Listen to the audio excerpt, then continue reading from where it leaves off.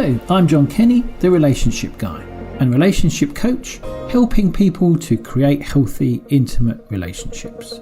Welcome to the show where we talk about all things relationships with a mix of my own relationship ramblings and some great guests from all walks of life who will be discussing the importance of relationships to them.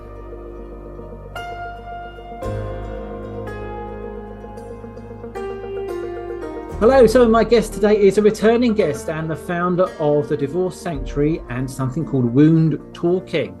She's also the author of Finding Lily and the A to Z of Emotional Abuse and is here to talk about her new book, Divorce Matters. She's been a woundologist for over 20 years, working with past life wounds, clearing ancestral trauma and working with this life wounding. Welcome back to the show, Elizabeth Goddard. Thank you very much. I'm fascinated just by the intro there because it's stuff I have no idea about. So first of all, please tell us about your book.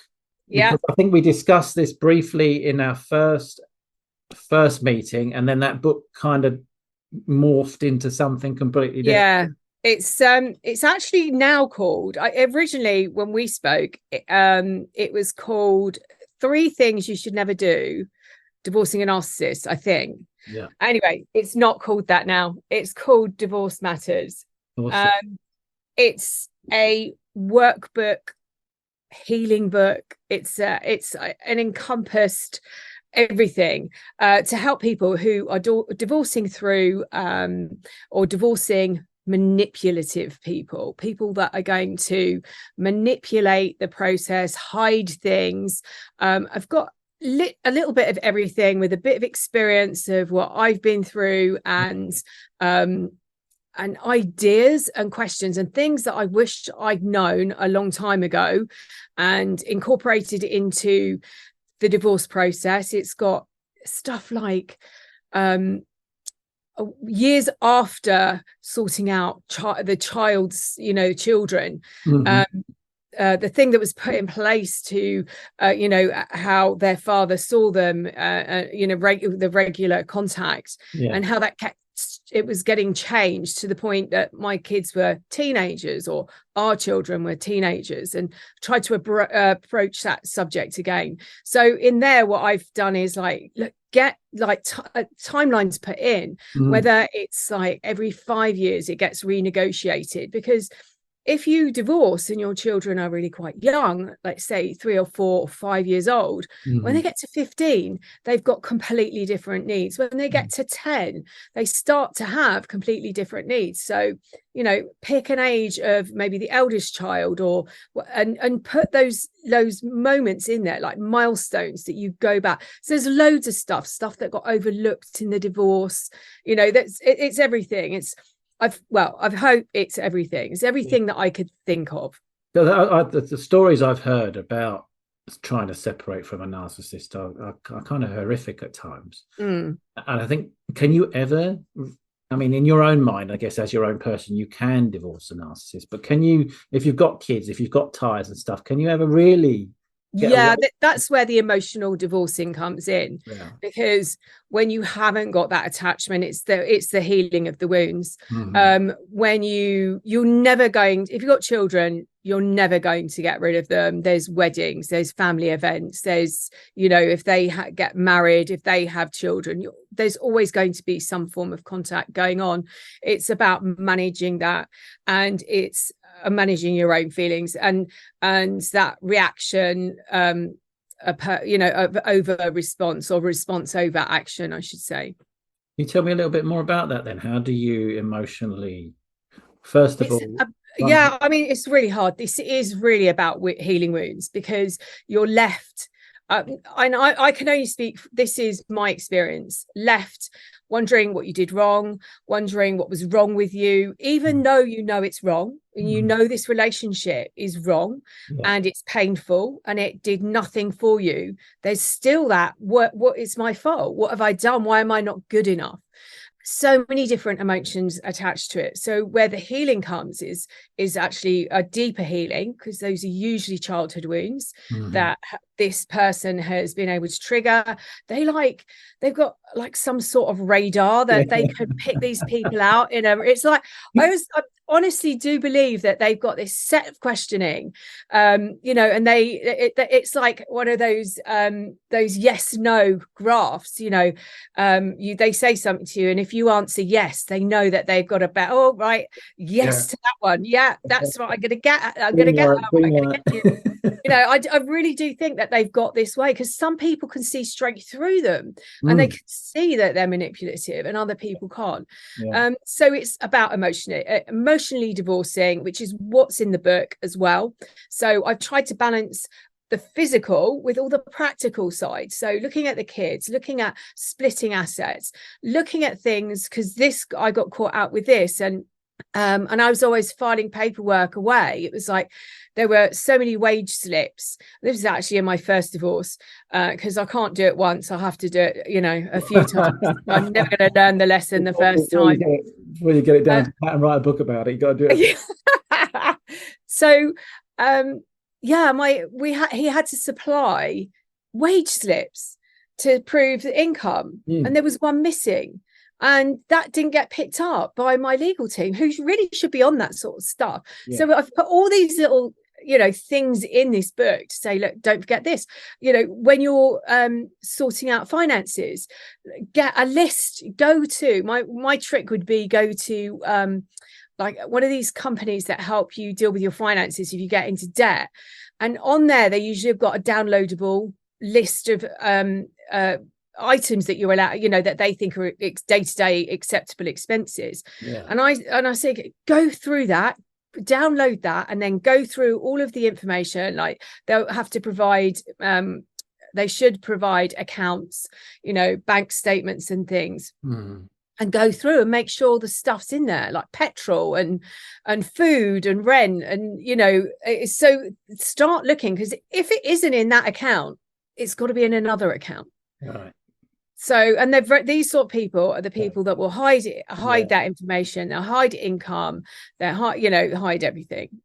Do everything to try and gain. And they shockingly are awful with children. They don't like responsibility for their own children, and will do everything to keep that down. You think, your kids are so important. You'd really want to support them, but not. And is that a control thing again? Is that to try also financial control is huge. So, and it happens, and this is something that continues after the divorce as well. There is an element that they will control the day it gets paid, and if they can't pay something, it might be, can I pay next week? There's lots of elements that can continue afterwards. And that is to try and get to you, I guess, in a certain way. Because a reaction is a supply, and that's all they're after. They need, what they're looking for, in my understanding, is to know that they still have a role in your life, and you're still thinking about them, whether you are or not. They don't, as they think. So your reaction is saying, oh, I'm still thinking about you. So emotionally divorcing is no reaction. It's like, or laugh it. Oh my God, here it goes again. So no matter what kind of thing that's going on in their head, they can't actually look at anything that you're doing, which is going to give them any kind of evidence that you're. Particularly. I mean, some of the things that.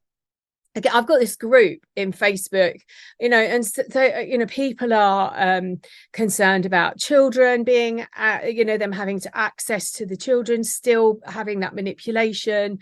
And I said, some of my experiences with children have been that if you start to live your life, they start to change the behavior, and all of a sudden it might be that they can't have them for the weekend. It might be that they can't have them on the overnight access. It might be that they can't, because they don't want you to have a life. So there's still that element of control. Now, if you're desperate and you don't want your children in, and it is a way of playing games, but if you're desperate and you don't want your children in contact with them as much, and you want to limit that, a great way to go out is to do that is to go and start living your life, and all of a sudden you might find that you've got what you want, which is they're not spending that time there. Yeah, because they think they're getting to you, but actually what they do you're doing is stopping them.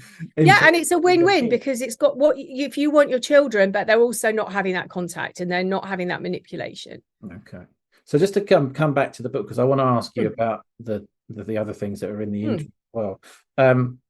So the book is a kind of step-by-step guide, a workbook as such, for things for you to work on, to look at yourself if you're divorcing someone who you believe is emotionally abusive, controlling, or slightly manipulative, slightly more manipulative. I like to think that emotionally healthy people will decide that a relationship's over, and they would say, it's not working for me, or whatever the wording is, it's not really working for me. I think we'd be better separating. Let's work out how we're going to do this. That you don't get any of that. They either leave abruptly. There's a lot of drama around it. You might get hovering attempts where you're told that they can't live without you, and leading you to believe that. And then if you've got these wounds that are saying, what's wrong with me, what have I done, it's easy to fall back into that. Also with abuse, and this form of abuse, it feels safer in a relationship than it does out of a relationship. So it might feel you're out of your relationship and you think, wow, I can breathe, I've got whatever it is going, I've got my life back, or I haven't got this person dictating everything. And then all of a sudden, all the stuff that you've been told over the years comes up like little tiny, I don't know, these sentences, these words are coming up telling you how you can't live on your own, and everything has been controlled, and micromanaged your life. They've been micromanaging you, telling you what you can do, what you can't do, and all of a sudden you're left and you've got to make these decisions, and you're traumatized, and you've got this trauma bonding that's happening, and then there's so much going on. So there's the emotional side to divorce. The book actually covers a lot of the practical. So it looks at a lot on finances, about splitting assets, the real cost of divorce, and who's going to pay and how you're going to split it. But it also has sections at the end, and it says there's a section, it says how are you feeling? How are you feeling, and what has come up for you, thinking about this. And what do you think they're going to agree to? What's the ideal scenario, and what's the next best scenario? So you can look at, I'd really like this, but if this happened, I'd be okay. I believe this is, and I know some people take it in a different way. I have had people say, well, you think we should just walk away. I don't think people should just walk away with nothing. What I suggest is that you make a list, and again, that's in the book, of absolutely everything that you've got, and then pick everything you want. I want this out of the divorce. And I know that this is really important to my ex, and then anything in between, I could maybe negotiate with, and then you can start to, because they have to know that they've won, and it could be by £1, but they have to win. And if you're prepared to give over £1, a car over, a newer car over an older car, just to get that over the line, and have that paperwork signed, then is it not worth doing it?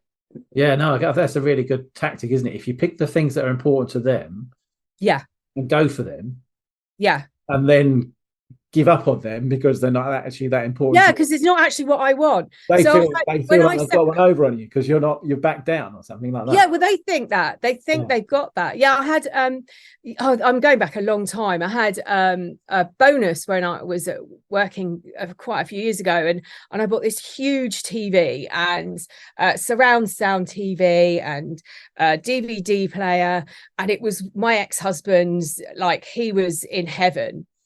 And I left and he kept it and he wouldn't give it back. So in the end, I just thought, do you know what, it's easy. I said, just buy me something, which I got a really cheap, whatever. So that's ridiculous. There's me and kids. We need something a bit bigger than like a tiny thing. I think gave us one of the kids out the bedroom. Yeah.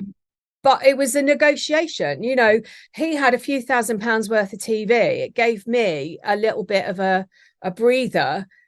To me, it was worth way more. Yeah. So it's about picking those elements. That they like this, and that that's no interest to you, so you focus on that element. And so you can have that. I'm not going to argue about that. That's a really interesting point, actually, because like you said, you're playing into their psyche completely then, aren't you? And because and it's about letting them think they've won. Okay, cool. Thank you so much for sharing some of those tips. And in the book, tell everybody again before we move on, is the book's name Divorce Matters, and how do they get a hold of a copy? Oh, it's on my website. There are various different places. You can get it on Amazon, Barnes and Noble over in the States, amazon.com, .co.uk. It's Waterstones, Hive. There's a few, I think, that have been bought out by Amazon now, so I can't think who they are. But it's like I would, before I go, it's that one and that one, but I think they've been bought out by Amazon now as well. So yeah. Mostly, if you want to get a copy, just head over to Amazon, head over to Elizabeth's website. We're going to take you to your website at the end, because we're all going to talk about how they can get in touch with you if they want to work with you as well, which is what I want to talk about now. Yes. Woundology. I've never heard of it, and I know we had a brief discussion about it before, and it was about you kind of summing up exactly what you do and how you help people. So please tell us about it. I my passion is wounds, and it has been. I studied past life energetics, which is working on a very deep level with wounds and past lives, and how the trauma that we bring in and we're living in this life can have connections to previous lives that we've lived. And I've used some of the techniques I've learned in that, some of the techniques I've learned with other stuff, and I've just it's bringing the best parts and intuitively, because that's what I do. I work intuitively with people. So when I'm working with someone and I'm asking them to locate the wound in their body, I know roughly where it is before they tell me where it is. I do work really intuitively. That's how it started. It's back in 2002, so it's 21 and a half years, 22 years nearly. And I started working with past lives, and then about 10 years ago I started doing ancestral clearing. Again, it's these patterns that get passed down. So the things that your family tribe do were handed down from 2 or 3 tribes before, and it's stuff that isn't relevant. We are conditioned that if we live in a tribe, it's really dangerous to be kicked out of that tribe. It's because it was really you wouldn't have survived death, wasn't it? Certain death. And but it isn't now. It's okay for you to leave your tribe and say, I don't have the same ethos, I don't have the same beliefs, religious, political, I just don't, and it's okay to do that. You shouldn't be facing certain death. And so it's about healing some of those wounds, not just those, but other stuff as well. Might be money stuff that comes down. There might have been abuse stuff or trauma that comes back down through this ancestral line. It's really interesting, really, really interesting stuff. And then, of course, I experienced my own version of, this pain that wasn't just pain. It was feeling a numbness that you can't explain. I was completely numb, and I felt like it was an out of body experience until the point that I was triggered when I felt so much pain. And it was like a polarity between the two. There was nothing in between. I didn't feel joy. I didn't feel sadness. It was just like numb and pain. So it was about working through that and using what I knew. I had people holding space. I was really lucky to have some friends in the same sort of industry that were able to help me clear some trauma and things like that. And then it was like, well, you know, I can do this myself now. I need to be able to do something. So I came up with wound talking completely by accident, as you do.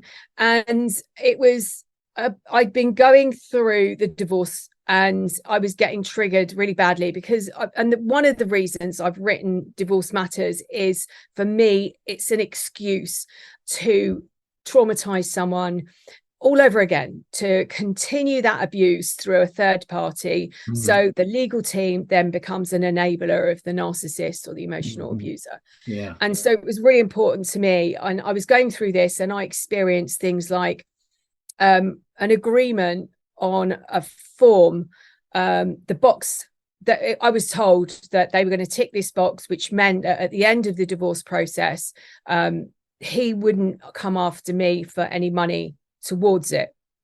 And of course, the paperwork went in and I came back and it was like, that box has been ticked. And it was on a Friday. And I sat there all weekend going, oh my God, what am I going to, you know, anyway, it all got sorted out.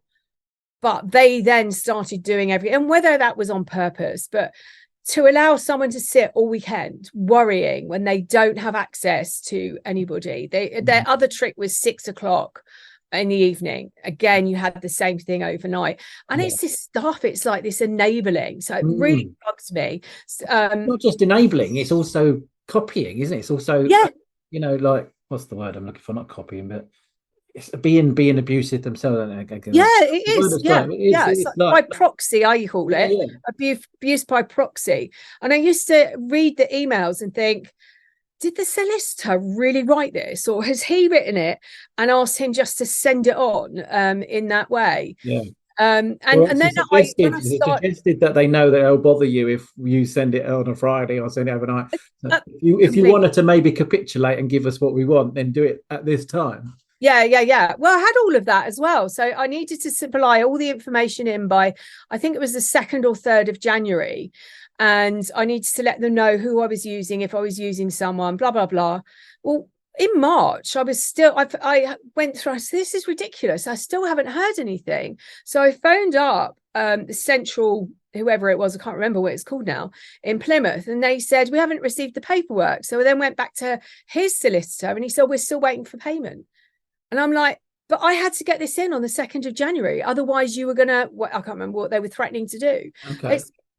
So that's the basis behind that book. Right. You were divorced emotionally. I promise you, you can take control and walk away with your head held high. I couldn't quite walk away with my head held high because I've reacted in ways that I possibly shouldn't have. But I don't want other people to have to do that. And I've got the tools. So I was working, and I work with energy and intuition. And I realized I was running a course, and I realized that when I was really, really grounded, I didn't go into rumination. So that was the first thing. Okay, that's really interesting. And then I was breathing, and I used to teach box breathing, but I actually didn't call it box breathing at the time. And so you breathe in and you count, and you hold and you count, and you breathe out and you count, and you hold and you count, and you breathe in a box. Okay. And I found later that what you're doing is your thought process is coming from a different part of your brain, counting. So you're controlling everything by your breath and changing your thought pattern. So it helps with rumination. It's like, brilliant. This is actually really helping me.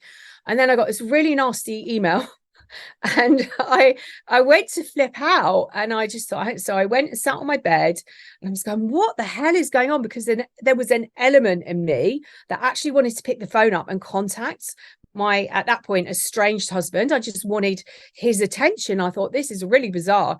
So I just sat down. I started talking to my wounds as I would in other processes. And it was it was actually life-changing. I was able to contact the part of me that wanted that attention, that needed that attention, that was in pain. And I was able to talk to her, calm her down, and it just changed everything. Wow. That is wound talking. Okay, awesome. And again, that's really interesting. The point that you made earlier on, and you talked about that childhood, that deep inner wound, and maybe, like you said, the wounds from past life. But generally, if you're in an abusive relationship, they're able to very cleverly or intuitively or manipulatively pick up on them wounds. Yeah. And they use those in order to gain the control over the relationship. Yeah, it starts with they really like something that you do, and then it ends up with they hate it. And you're like, well, that's really weird. You really like that. You liked that about me. So there's that confusion, you're thinking about it, and there's, oh no, and then there's the more confusion, and then it's like, and then it starts again, and it's that cycle, the cycle of abuse that goes round and round and round until the final discard. And it's that bonding, and it gets smaller and smaller and smaller, that time between each stage, to the point that you actually can't recognize whether it's love bombing or whether it's discard or even devaluation. Or both. Or again, they don't always discard, do they? If they can play the game as often as possible, and you're still around, and they can still keep you in a spape which well, that's why I say the final discard, because they can, it might be going quiet, it might be disappearing for a period of time, it might be, and then they'll come back and you go, oh, that's a bit of a relief. And also it can be really difficult at the end of the relationship because of the games, and because they've usually come back before, you're sort of waiting for them to come back again, because that was part of the routine. It might be on a subconscious level that you're not thinking consciously, well, they've always come back before, but on a subconscious level, that's the next stage, and all of a sudden it's not happening. It's like, what's going on? This isn't right. This feels really odd. Like you said, because you don't know, do you? No, you're just waiting, anticipating, and mostly the way. Again, that's all about all about the control, isn't it? It's all about kind of saying, power and control. Are you still going to allow me to get away with this type? Yeah, exactly. Kind of and part of it, I think, for them is like, I'm a bit bored now, because you've got nothing left. For me, I literally felt my ex-husband withdraw when he found out that I had no money left, and I'd been various different things, but he couldn't afford to pay for this, he couldn't afford to pay for that. And anyway, in the end, I said, I think I've got £71 left or something out of this, out of my savings, and I literally felt him withdraw. So it can be, no energy, you've got no attention for them, there's but you cannot live like that. That is not sustainable on any level. So, and that's another Hoover, they realize that, that you've got your energies built back, or you've got a bit more, financial resources are built back. So they might come sniffing to see what you can provide them with, as well as attention. Yeah, definitely. Now, we haven't got long left, unfortunately, but I just wanted to come back to your second book, the A to Z book, which we talked about in the first time that we spoke a couple of years ago. Yeah. And you mentioned the connection when we were talking prior to the recording. You were mentioning the link between some people that you said will wish that their lawyers, etc., had a copy of your book. Yeah. I wish I'd kept these. And it's one of those things you think, oh, no, I wish I kept that. So with two things, I get that quite a lot. I've read your book. I really wish that my legal team understood, had got a copy of that. And I did say to someone, there's no harm in you sending them a copy, but again, if you've got no money, which is usually how people are left, it's a lot, it's an expense. But that is a wish, that they wish that the legal team understood. I say inner stand, because it comes from inside. Inner stand what somebody else is going through. I don't really know that many personally, in the legal profession, but they do seem to be that type that want to win, and they've got that, that fight in them to win to the end. And I'm hoping that they wouldn't take on that role to become an abusive party intentionally. Yeah, that's my hope. Yeah, and hopefully, if you give them a copy of the book, they don't go. Maybe they haven't. There's a tactic I can use to try and win. Oh well, that's true. Yeah, well, that is true because again, if you go on YouTube, I'm sure that there's a great big chunk of people on there that actually fall into the narcissistic spectrum or quite high up on there, learning how to get away with. Oh yeah, because I mean, I've had some quarrels with some dating coaches before about the tactics and the manipulative tactics to get someone to go on a date with you, or how to win them over and stuff. And that's just, why would you be teaching people? It is bizarre.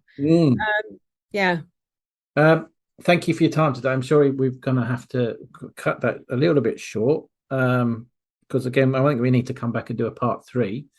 Possibly even discussing doing some kind of woundology. Yeah, absolutely. Interesting. If you're up for it. Yeah, I mean, we've all got our own wounds. Oh, absolutely. Somewhere hidden deep. Yeah, I've always said I'm a work in progress. I learn one bit, move on. I need to know the next bit. So if people, we've already talked about the book, people can get it from your website. What's the name of the website? Divorcesanctuary.com. Thank you very much. If you want to find out more about Elizabeth, about the books, how to get copies, and also maybe to find out how to work with her, if you know that there's something inside of you that you've maybe had therapy before, maybe worked with people before, or even never looked at this necessarily, but there's something inside of you that is causing you problems, and you want to try and clear that and move forward in your life, do reach out to Elizabeth, and she'll be able to help you, guide you into that space. Thanks again for your time. It's been an absolute pleasure. Thank you so much. And I hope to speak to you again soon. Yeah, right. Take care.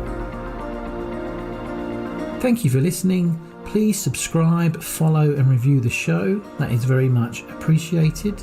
And please do reach out if you would like to know more about how you can create healthy, intimate relationships in your life. I will leave you with this quote from Cole Bond.